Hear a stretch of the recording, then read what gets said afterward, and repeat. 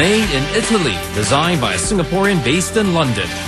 We'll connect the geographical dots with Ethan Koh in the spotlight next.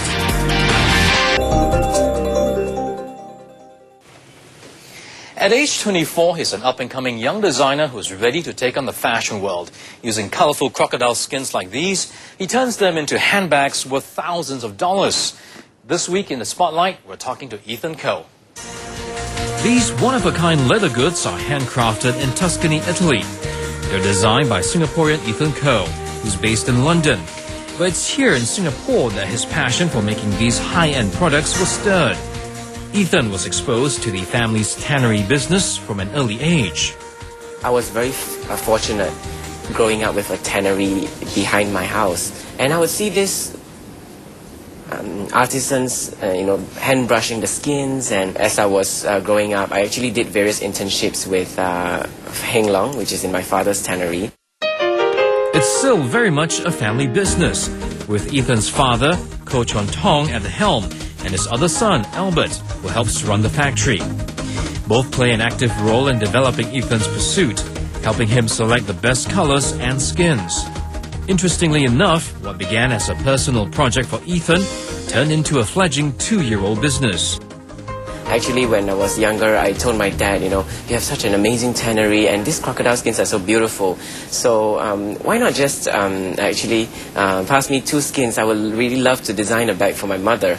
She showed it to her friends, and then before I knew, many people started ordering this from me. And then soon and after, it just became a business by itself. After completing his diploma in Singapore, Ethan packed his bags for London to pursue his love for fashion.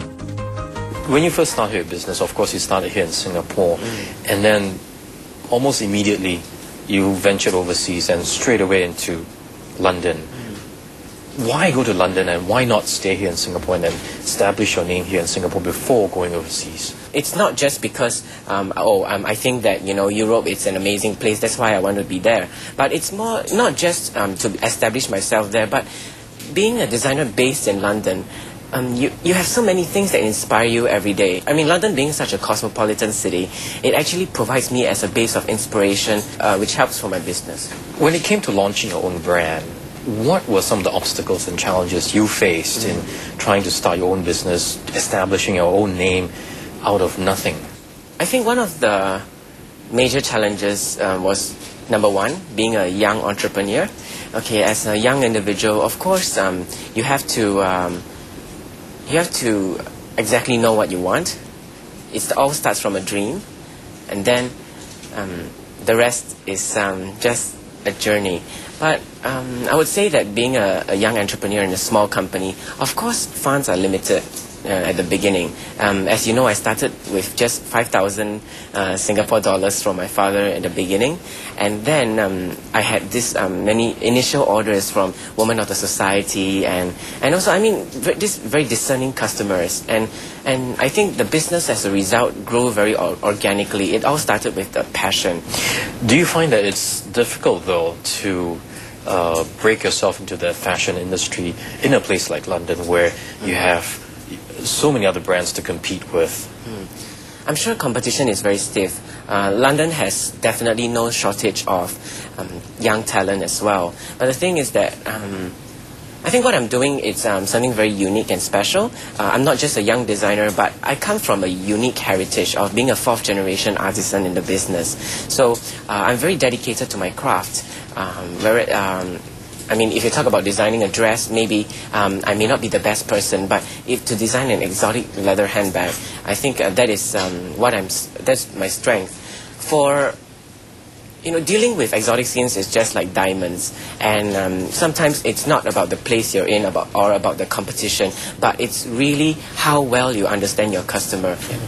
But how do you start getting your brand name out there in the first place? What's your strategy to spread the word, so to speak?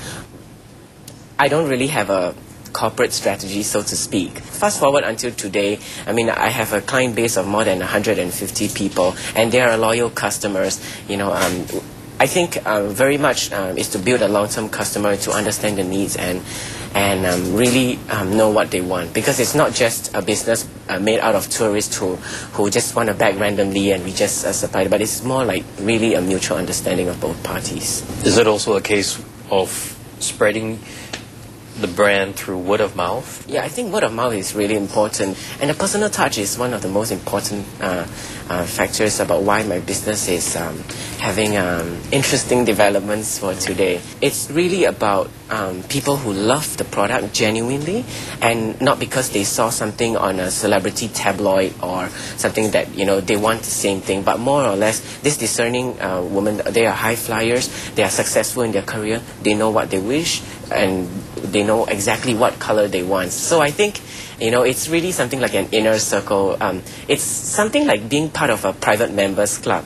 But the thing about this private members club is that there are no written rules about who can or cannot join, but it's really just by as simple as word of mouth. Yeah. Are you a designer first, or are you an entrepreneur first, or is it a balance of both? I think it's a balance of both 50-50%. But first and foremost, if you're dealing with the end customer, sincerity is very important. We are not backed by a huge financial company. So number one, we're not in pressure to actually deliver profits like every month, So by not having that pressure, I think it is a luxury, because we're not in a hurry. With love comes love, So for me, as much as loving all the bags that I produce, I try to translate the love that I have to the ladies whom I meet every other day. So I think that is the starting point of every business.